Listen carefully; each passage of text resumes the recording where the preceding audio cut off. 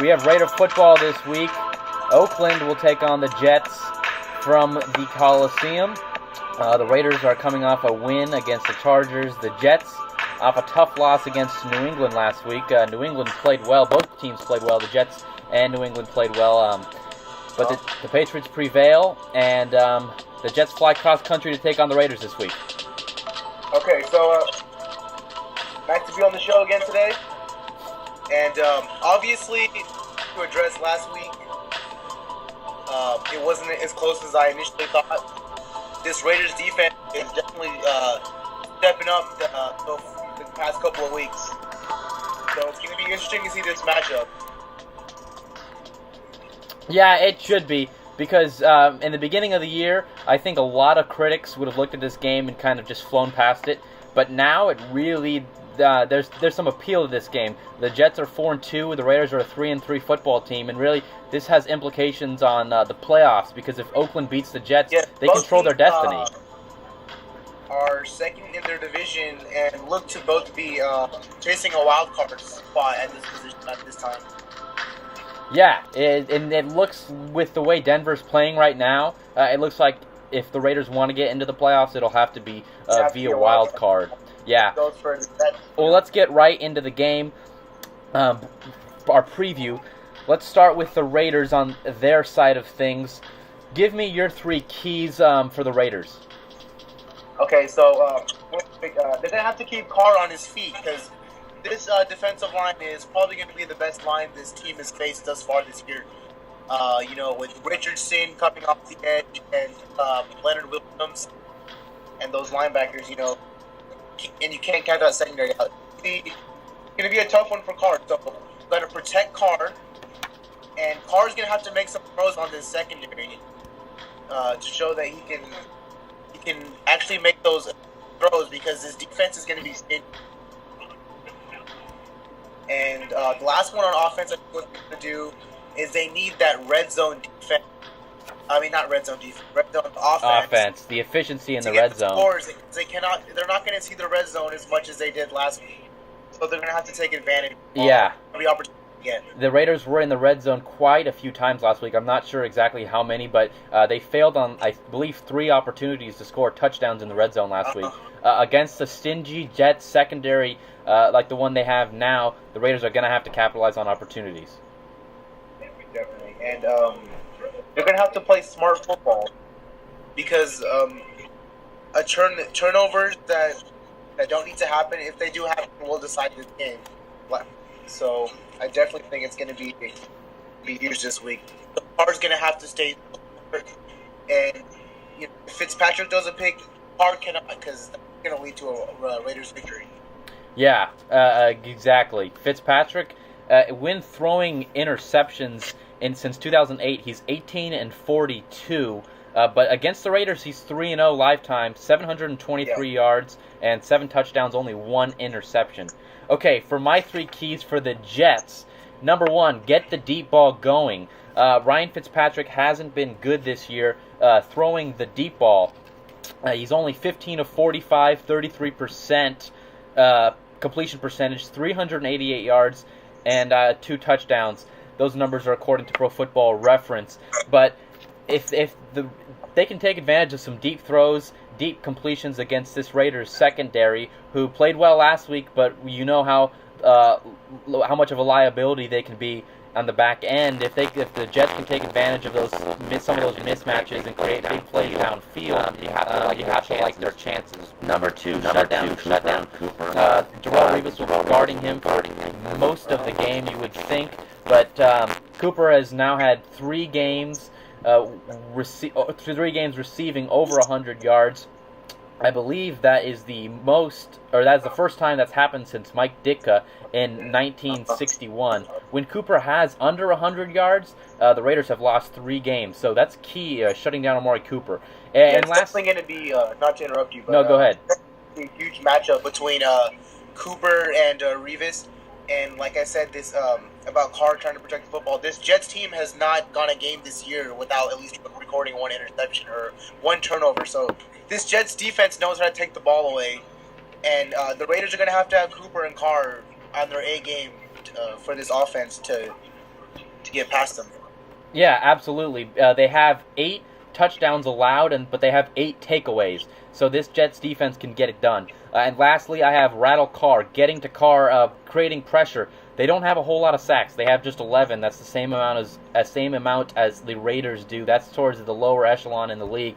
But like you said earlier, getting Sheldon Richardson back was big for this team. Now we look for those strives up front.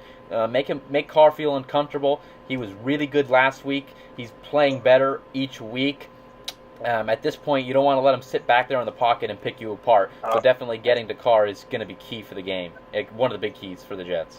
I do think this Jets defense will give the Raiders running game some problems. The running game already for Oakland, I mean, they're ranked like 23rd in the NFL with 96.7 yards a game. So they're not putting up huge numbers in the running game anyways. And I don't believe it's Latavius Murray will be able to win this game for the Raiders. I think it's going to be down to this defense and what Derek Carr can do over the air. Yeah, I agree with you too, because they're not going to be able to run the ball like those huge chunks that they were getting last week against San Diego. Oh man, they were getting huge chunks at a time on those sweep plays to the outside. Against edge rushers, like you said, Leonard Williams and Sheldon Richardson, Quentin Coples on the outside too. They're not going to be able to have those big chunk runs against this Jets team. Are ranked number 1 in run defense with 71.5 yards allowed a game, so they're definitely not allowing teams to run the ball on them and forcing them to win the games over the air. And I think that starts up front with nose tackle Damon Harrison. Yeah. This big old beast. He can play a 3 technique, lining up over the center. So that's big for them. They stop the run quite well, and it starts up front. Let's move on now, though, to the injury report. And man, Ravine, I look at this Raiders report. I just see a few players, but look at the Jets, and it goes on and on and on. I mean, this is a banged-up team. The Jets are definitely pretty injured so far in the year. And the biggest injury, like you said, or the biggest injury they have right now is Nick Mangold, their all-pro center. Guy's a 9-year vet, all-pro, great player. He says he's only missed about 3 games in his whole career.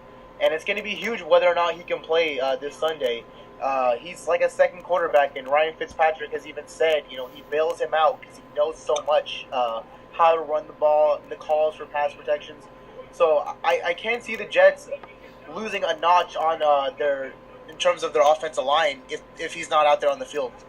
Yeah, I agree. And one of my matchups to watch for is Dan Williams versus whoever center plays. It looks like it'll be Dakota Dozier, who only has 5 snaps of experience. If Mangold's not to go, it looks like it'll be him. It also could be Wesley Johnson, but Dan Williams has been good this year. Look, last year, I mean, the numbers aren't quite there, but he does the dirty jobs. I mean, that's what his job is to do and take those double teams. But definitely look for that matchup. That'll be one of the keys matchups to watch for. Is a powerful man. He takes on double teams. He's just a man with force. Raiders get back Justin Ellis this week. They already have some good depth there with D'Amico Autry, Stacey McGee, and this Jets defense or this Jets offensive line is going to have their hands full with this Raiders defensive line. One more thing to watch for is also on this Jets injury report, the lack of receivers they have at this point. They have their rookie Devin Smith. He's out for the game. Eric Decker's questionable. Chris Owosu is out. Really, they're down to looks like Curley and Brandon Marshall.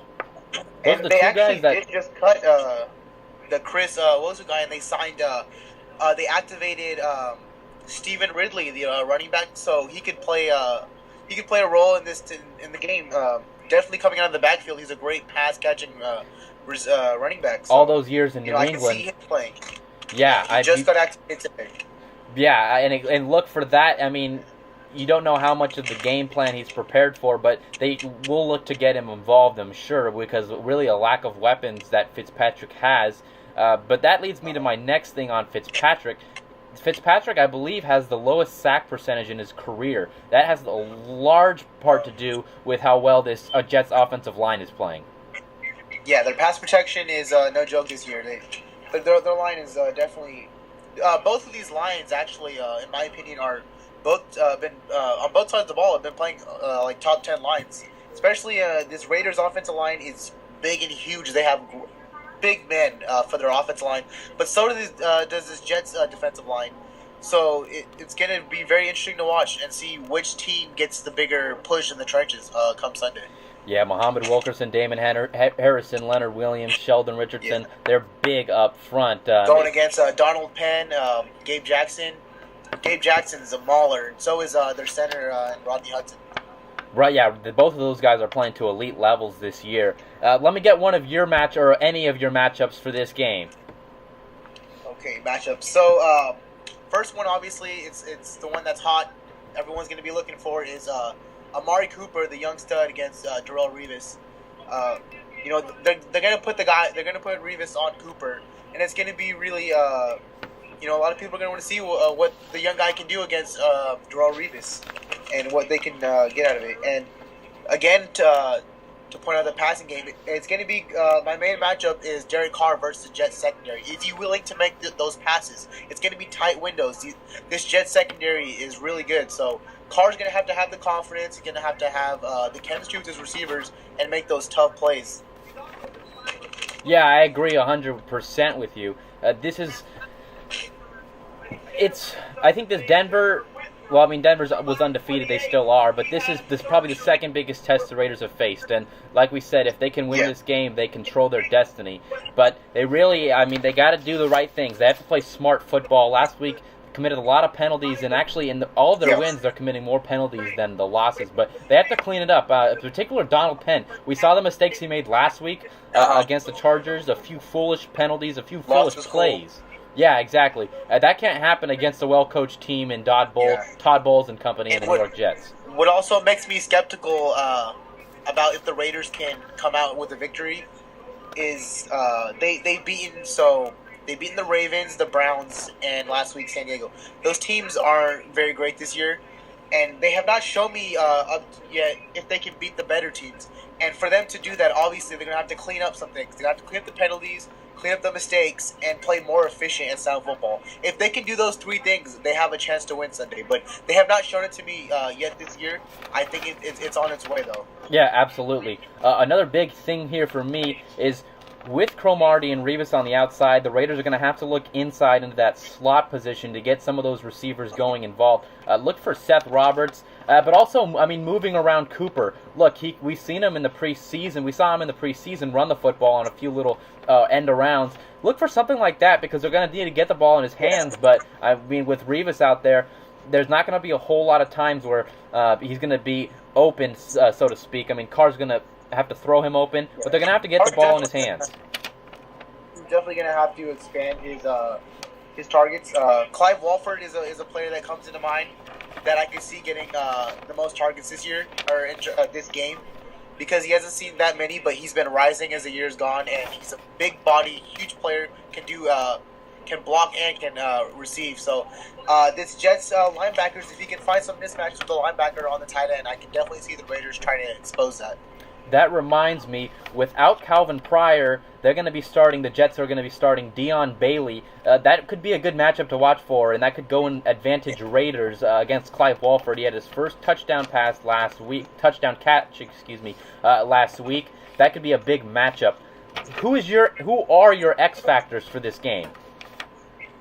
Okay, so my X factor, I actually am going special teams because these teams, like I said, are both. It's going to be defensive, in my opinion. So, if Marquette King can get a good punt and pin them back there, it's gonna be huge for the Raiders because it's gonna help the defense out a lot, and then help this offense take some pressure off the offense, so the offense can start putting some points on the board. So Marquette King is my X factor. The Raiders aren't going to be moving it like they were on San Diego. So Marquette King, if he can pin this Jets defense inside the 10, it's going to be definitely huge for the game. The Raiders are allowing a league-high 303.8 passing yards per game. Fitzpatrick right now is licking his chops. For me, I'm going to go Jets tight end Jeff Cumberland. This year he has just 3 catches, 26 yards. That's on the season. So really, he's been so ineffective. He really hasn't been a big part of their offense. But without Neron Ball, who I believe opposing quarterbacks are have a quarterback rating of somewhere in the neighborhood of 42.5. That's their percentage. Passer rating while throwing in the direction of Neron Ball.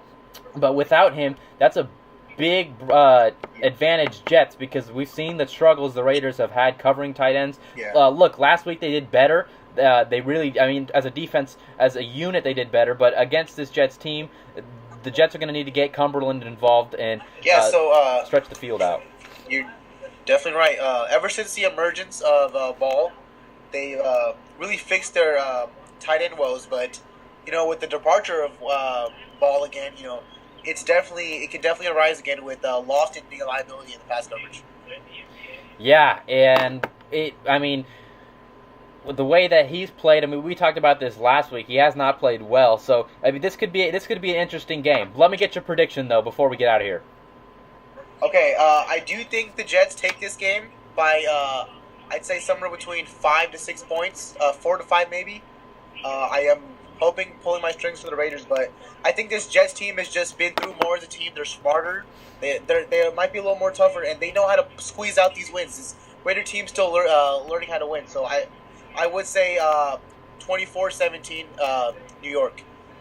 I'm going to go 2017 New York. I'm with you, too. I just think that the tough loss to the Patriots last week, they're the only team who really give the Patriots that much of a fight. That game was in Foxborough, too. Look, the Raiders should come out and fight. We're going to be pulling for them more than ever, as we usually do. But thank you guys for tuning in. Ravini, thanks for joining me. Thank you for having me. Y'all have a nice night.